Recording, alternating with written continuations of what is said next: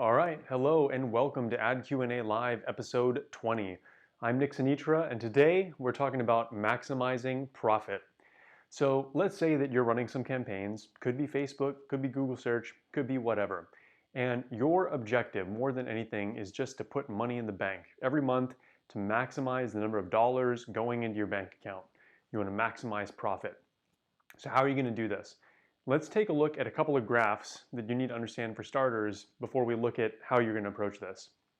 So the first thing that you need to think about, and this is going to synthesize some of the topics that we've been talking about in the previous videos, one of the things that you're going to need to know is this. You have a graph here with two vertical axes, and on one side you're going to have revenue, and on the other side you're going to have ROAS. And what is going to be on the x-axis here is spend, right? So let's call it, spend per day. Okay? So on this side you've got low spend, and on this side you've got high spend.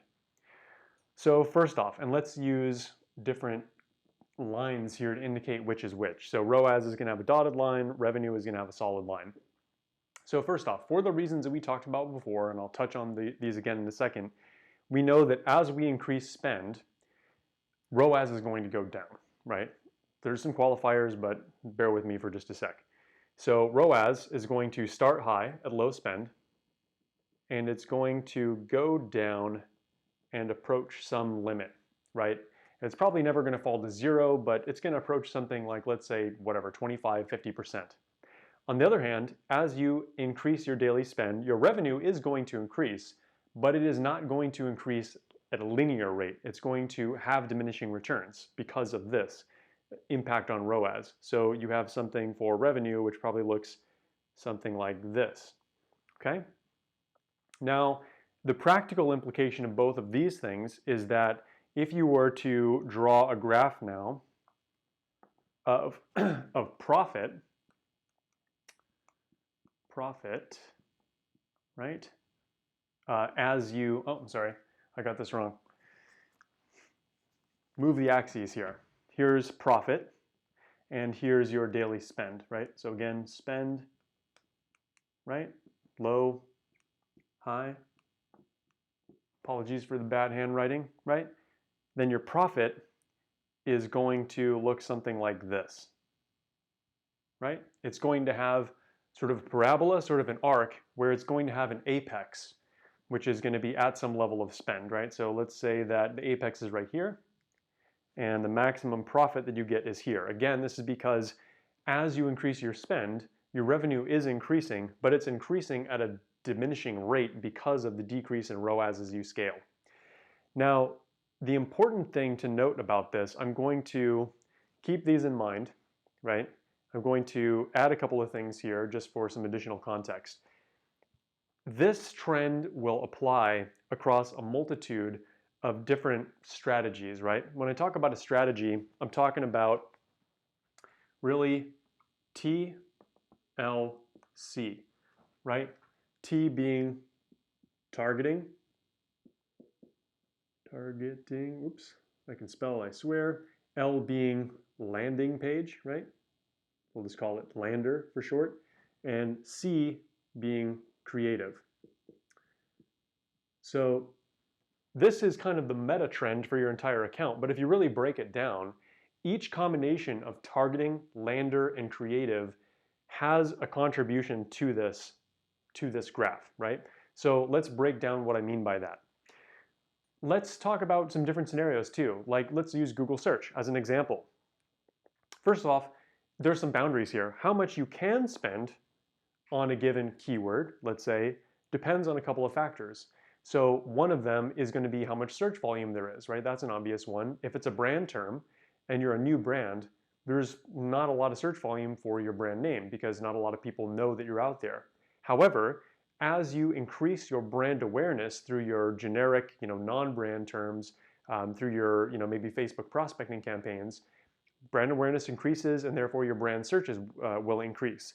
So the amount that you actually can spend will increase for that term, right? For a generic term, let's say it's something really broad like shoes, right? There's probably a tremendous amount of search volume, I don't know, millions of searches a month for terms which include shoes. But the impression share that you get, that is to say, the number of impressions that you get as a percentage of the maximum impressions that you could get, right, based on search volume, your impression share is going to be a function of two things. Partly it's going to be a function of your bids and your budget, right? And partly it's going to be a function of your quality score. And your quality score is really based heavily on these two factors, right? Lander and creative. Mostly creative for you in search because quality score really comprises click-through rate, ad relevance, and then landing page experience, pretty much in that order.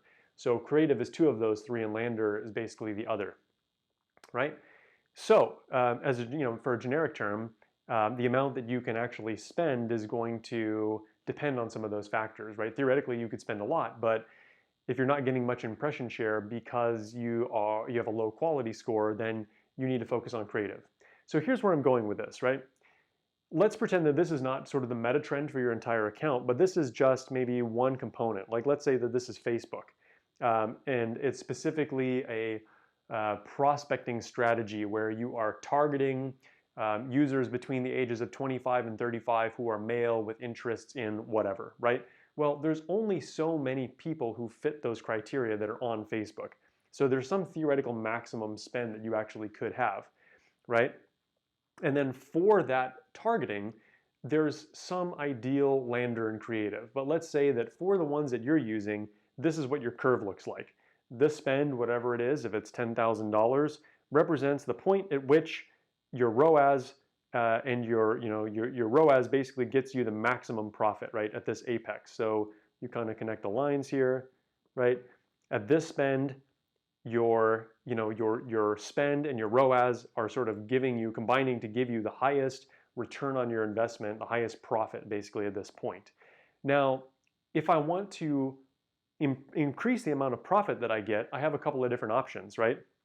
First off, this assumes that I'm already spending where I sort of should be, where the ideal is, right? Maybe I'm actually spending less, right? So if I'm only spending this much, you can see that, if I sort of draw the lines here, that means that my profit is actually lower, right? So one way that I can increase my profit is simply to spend more, but that's not the only way, right? Again, in that scenario, this arc basically assumes one specific combination of targeting, lander, and creative. But I've got options, right? So maybe targeting, if we think about targeting as having variations A, B, C, D, lander, 1, 2, 3, 4, creative, maybe we use Roman numerals, 1, 2, 3, right?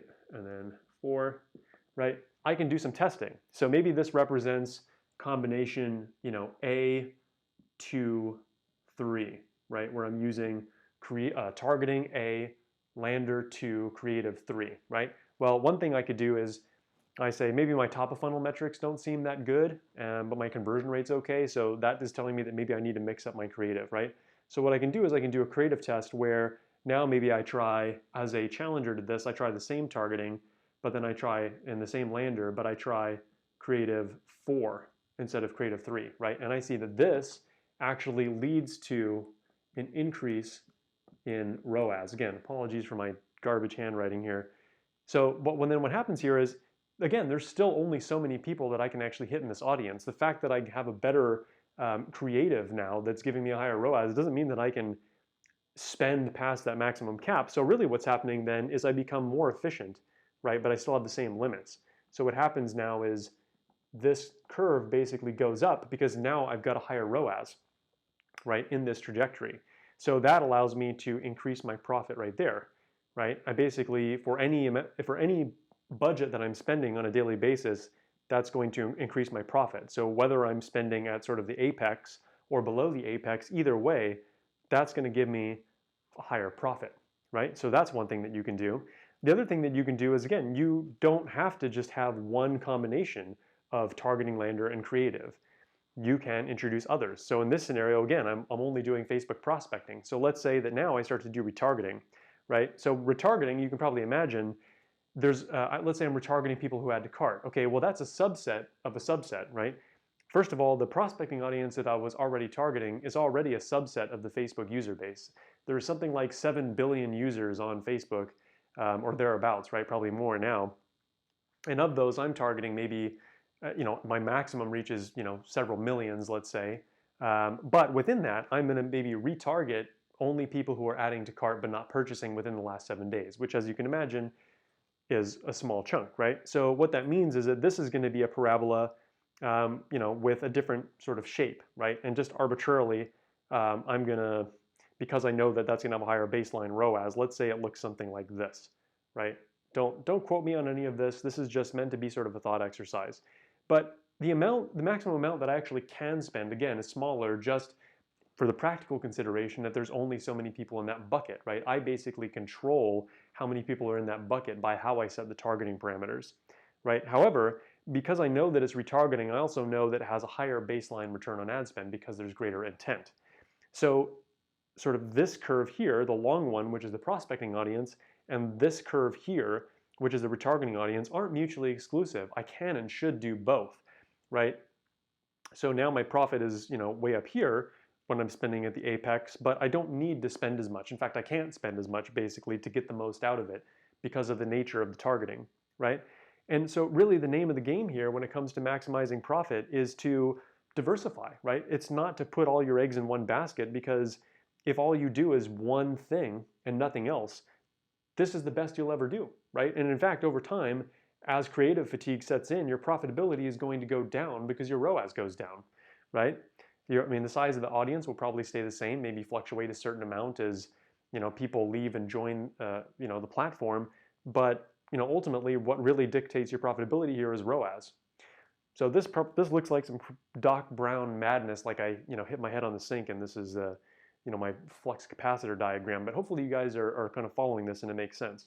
So when I start to stack these things up, right, now if I kind of look at the height as being, profit, right, if I'm doing this and I'm doing this, then these are basically stacked up, right? So now my profit is really double, right, what it was before. If I was only doing prospecting, now I'm doing retargeting. And this is just one channel, right? So now we haven't even talked about Google search or Pinterest or Snapchat or whatever the case may be, which obviously have their own curves, but then they're all interconnected, right? So to the extent that, let's say, my Facebook prospecting campaign and my Pinterest campaign and so forth are creating brand awareness, if I've got another curve on here for brand terms, right, search campaign for brand terms, the more that I spend, right, the more that I spend on those prospecting strategies and brand awareness strategies, the greater amount that I actually can spend on these other strategies. So they're all interconnected.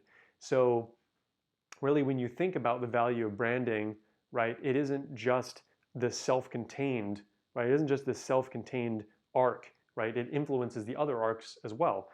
Specifically how much you can spend, but then also when you're creating those additional touch points, right, you're increasing the chances that somebody will convert, right? If they've seen or heard about your brand multiple times and they've got a positive opinion, you're top of mind, right? The odds that they're going to convert, as and when they happen to see your ad repeatedly is only going to increase, right? So this is a little bit of insanity.